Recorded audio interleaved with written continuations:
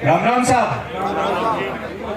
सम्मानित मंच पर विराजमान तमाम भारतीय जनता पार्टी के नेतागण और कार्यकर्ता, पिता तुल्य बुजुर्गों, माताओं बहनों और जिगर के लहू से प्यारे मेरे युवा साथियों, आज की इस परिवर्तन यात्रा में जिस प्रकार से, जिस माहौल के साथ में आप लोग यहाँ पे पधारे हैं, मैं सिर्फ इतना ही कहना चाहता हूं कि एक किसान धरती का सीना चीरकर उसमें से अन्न पैदा करने की प्रयास करता है। पहले अपनी खेती को जोत के तैयार करता है, फिर बीज बोता है, पानी देता है, कई कठिनाइयों के बाद जब तैयार होता है तो उसमें सोना उगता है, सोना।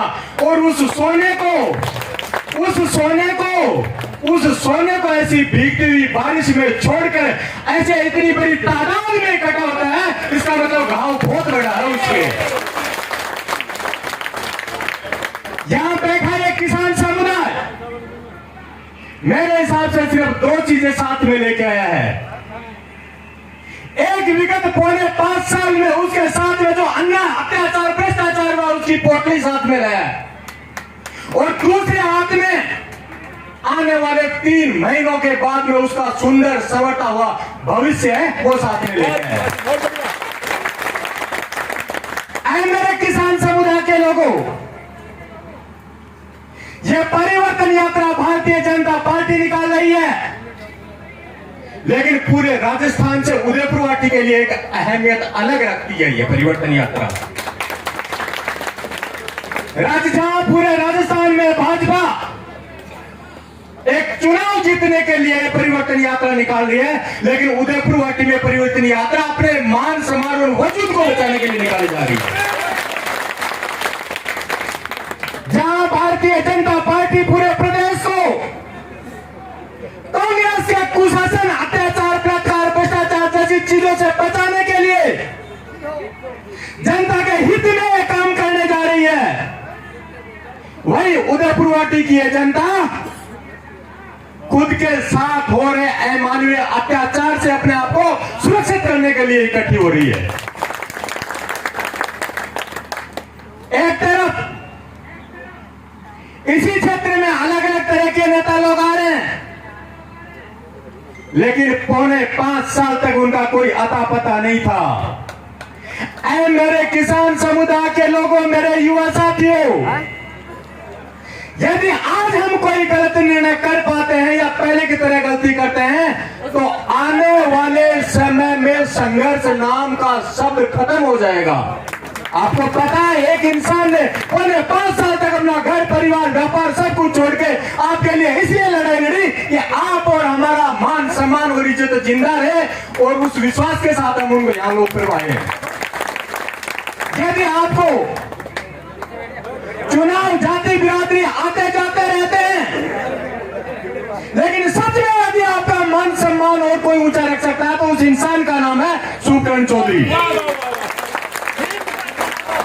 और आज तक पिछले पौने साल में बहुत बार हमने पूर्व विधायक कहा है।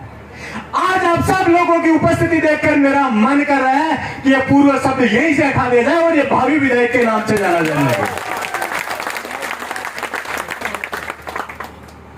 जिस प्रकार से नई नई चर्चाएं आ रही हैं, आप ही और हम लोगों के बीच से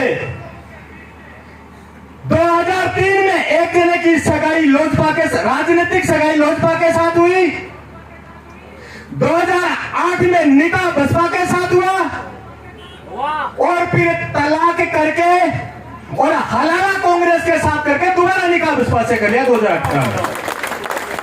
लेकिन फिर भी मन नहीं भरा, 2018 में फिर से बसपा के साथ में तलाक किया, कांग्रेस के साथ हलाला किया, और शिवसेना के साथ दोबारा निकाह कबूल कर लिया। क्या आपको लगता है निकाह कबूल होगा? क्या आपको ये रिश्ता कबूल है? क्या आपको ऐसे जनप्रतिनिधि कबूल है? नहीं है तो ज्यादा दिनों को इंतजार को नहीं। एक मीटिंग है किसी और उजाड़ यदि भारतीय जनता पार्टी आशीर्वाद का रूप में टिकट चौधरी साहब ने दे है तो बड़ी बात मत मानियो, 10-5 दिन में शिवसेना का जोड़ी झंडा भी उठा भगा के आस का है। समारोह मन को नहीं चाहिए। अरे बिन कोई हाईकोर्ट का आदेश थोड़ी चाहे होकर बगले, बिन तो 2 लाइन बोलनी है। जनता माँ बाप होती है और माँ बाप जब नाराज हो जाए तो बेटी बेटे को मानना चाहिए। मेरा निर्णय गलत था और मैं तो वापस छोड़ के आ गया, अब आपके साथ हूँ। तीसरी लाइन कौन बोलनी है अभी में? 2 लाइन में ही कहानी खत्म है शिवसेना। और एक चीज फिर आप लोगों के विश्वास की कमी नहीं होनी चाहिए आप लोगों में। लोग क्या कहते हैं? शिवसेना का गठबंधन हो जाएगा, बहुत अच्छी बात है, हो जाएगा तो क्या है, लेकिन ये जरूरी थोड़ी है शिवसेना में भाजपा यहाँ पे सीट खाली रखे, शिवसेना भी तो रख सकती है। अरे उनको तो पूरे राजस्थान का कोऑर्डिनेटर बनाया है, पूरे राजस्थान में प्रचार करेंगे, यहाँ बुढ़ा को कहां से संभालेंगे, इसलिए सीट वो खाली करेंगे। उनसे पूछो यदि गठबंधन होता तो सुखचंद चौधरी का प्रचार करके वोट मांगेंगे या नहीं मांगेंगे? सवाल ये उठाओ उनके साथ में। कहीं दिल में कच्ची बात करने की जरूरत नहीं है। भारतीय जनता पार्टी अपने हर उस सिपाही के साथ न्याय करती है जो जनता के साथ न्याय करने के लिए खुद को अपने आप को कुर्बान करने के लिए तैयार रहता है और वही पार्टी का निर्णय होगा। अभी मजबूरी बस कहना पड़ रहा है कि SC ST और माइनॉरिटी के तो साथ में है शिवसेना, बोला है ना। अभी मैं कहता हूं बहुत अच्छी बात है, होना भी चाहिए। एक राजनीतिक पार्टी का धर्म होता है 36 कौम को साथ लेके चलने का, लेकिन ये आइडियोलॉजी, ये विचारधारा मोदी की खुद की है या शिवसेना की, ये तो बताओ। यदि शिवसेना की विचारधारा है तो माननीय शिंदे साहब जब उद्धव ठाकरे से बगावत करके अलग हुए थे तो माननीय शिंदे साहब ने यह चीज कही थी कि मैं अलग इसलिए हो रहा हूं कि ये शिवसेना है, ये कांग्रेस पार्टी जो कि माइनॉरिटी का समर्थन करती है, हिंदुत्व का विरोध करती है, ये उसके साथ हो गया, इसलिए मैं अलग हो रहा हूं। तो यहाँ उदयपुर वाटी में माइनॉरिटी की समर्थक कैसे बन जाएगी? दूसरी बात, शिंदे साहब ने यह चीज कही थी कि एनसीपी माइनॉरिटी और SC ST को सपोर्ट करती है, इसलिए हम अलग हो रहे हैं यहाँ से। तो उदयपुर वाटी में वो आइडियोलॉजी शिवसेना कैसे बदल रही है? इसके बाद यदि आइडियोलॉजी खुद की है, मंत्री महोदय खुद की आइडियोलॉजी, बहुत अच्छी बात है, 36 कौम का नेतृत्व उनको करना भी चाहिए, लेकिन फिर उन्होंने उसी शिंदे साहब के मन से यह बात क्यों कही थी कि आज के बाद मैं राजस्थान में शिवसेना का झंडा गाड़ूंगा और शिवसेना की विचारधारा को आगे बढ़ाऊंगा? ये क्यों कहा था? उसके लिए सार्वजनिक रूप से माफी मांगनी चाहिए।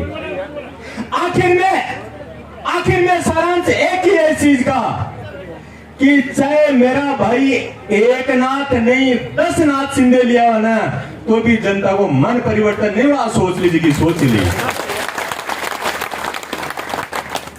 दूसरी बात, चाहे वो कोई भी समाज का लोग हो, हर समाज आपका अपना और हमारा है।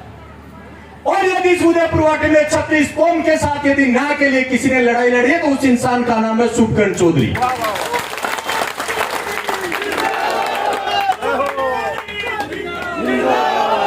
और आगे भी यदि आप ये चीज चाहते हैं, विधानसभा में 2 चीजें बोलने की हैं। एक जो पिछले 5 साल में हमने सुना है, जिस जगह पे कानून बनने की जगह वहां खड़े होकर बोलते हैं, आज तो उनको युवा याद आ रहे हैं, लेकिन विधानसभा में क्या बोलते हैं? मेरे क्षेत्र में युवाओं की शादी नहीं होती है तो ये डीजे लेके आते हैं, किसी किसी की लड़कियां भगा के ले जाते हैं। इससे शर्मनाक बयान और बेइज्जती उदयपुर वाटी के युवा की और कोई हो नहीं सकती। आज उनको युवा याद आ रहे हैं। अरे हमें फक्र हुआ, बहुत अच्छा लगा, छाती गर्व से फूल गई थी जिस दिन एक इस उदयपुर वाटी का विधायक विधानसभा में कह रहा था कि मणिपुर को नहीं, राजस्थान में खुद की गिरेबान में जाको, भले विरोधी होगा लेकिन सीना फूल गया था। लेकिन पता चला उसी के 2 दिन बाद में उसी मंत्री महोदय के बंगले में 2 नाबालिगों के साथ मेरे हुआ। इससे बड़ी शर्मनाक घटना अपने लिए कोई हो नहीं सकती। बातें करते हैं बहुत बड़ी बड़ी आके, कभी समाज को समाजों से लड़ाने की बात करते हैं, कभी जातियों को जातियों से लड़ाने की बात करते हैं, कभी किसी को भेड़ बकरियों के नाम से तवज्जो दिया जाता है, कभी किसी को राठेवासे के नाम से कहा जाता है, कभी किसी की कसी करने की बात की जाती है। सब कुछ बनने को तैयार है, लेकिन 36 कौम के लिए एक अच्छा इंसान बनने को वो एक आदमी कभी तैयार नहीं होगा। ये तय मान के चलिए। वो कहते हैं मैं SC/ST का हिमायती हूं। बहुत अच्छी बात है, होना चाहिए मंत्री महोदय को हिमायती। लेकिन सवाल आज ये उठता है, हाँ ठीक है, हर विधायक अपने पक्ष के कर्मचारी लेके आता है। उन्होंने भी यदि अपने समाज के यहाँ पे थानेदार SP लेके आया, कोई गलत नहीं, चलो ले आया, कोई बात नहीं, वहां तक भी ठीक है। उन्होंने क्या क्या करवाया। लेकिन दुख की बात यह है कि उन्हीं कर्मचारियों से यही पहला प्यार बताने वाले SC/ST के लगभग 90 मुकदमों में FIR लगवा दी। उसमें से 70% उसकी खुद की जाति के थे। ये यहां पे गलत है। SC समाज को 420 बोलते हैं कि ये 420 है, ठीक है, कोई बात नहीं। गिरिराज सिंह मलिंग आपकी जाति के विधायक थे, उनका समर्थन आपको बाड़ी में धौलपुर में जाके करना अच्छी बात है, करना भी चाहिए, आपका साथी है, विधायक है।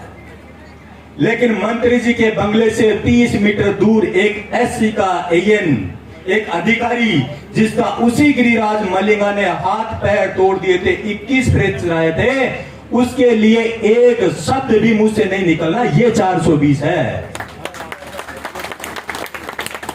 खाटू श्याम जी में 1 साल पहले एक बड़ा हादसा हुआ था और उस हादसे में 4 लोग मारे गए थे। उसी खाटू श्याम जी के ट्रस्ट के 4 लोगों को थाने में बुलाया गया था और मंत्री जी आधे घंटे में वहां पहुंच गए थे। पहुंचना भी चाहिए उनको, लेकिन उसी समय जालौर में एक SC समाज के दलित बच्चे की एक राजपूत समाज के मास्टर साहब ने पीट कर हत्या कर दी थी। उसके लिए एक शब्द नहीं निकला, ये 420 है। बंशी जी बाजी, आप पूर्व मंत्री हमारे बीच में पहुंचे हैं, आपका बहुत बहुत स्वागत, धन्यवाद, बहुत बहुत स्वागत। और इतना सब बोलने के बाद भी, इतना सब करने के बाद भी SC समाज में बिना किसी शर्म के कहता है कि SC समाज तो मेरा पहला प्यार है, ये 420 है, ये स्वीकार्य नहीं है। ऐ मेरे किसान समुदाय के लोगों, आह्वान करना चाहता हूं और हाथ उठाकर विश्वास दिलाइए कि आप आने वाले दिसंबर में इस अन्याय और अत्याचार के खिलाफ एकजुट होकर वैसे ही लड़ेंगे जैसे आज इस भीगती हुई बारिश में यहाँ पे आए हैं। हाथ उठाकर विश्वास दीजिएगा। बोले भारत माता की, भारत माता की, वंदे मातरम। बहुत बहुत धन्यवाद। बहुत बढ़िया, बहुत बहुत धन्यवाद।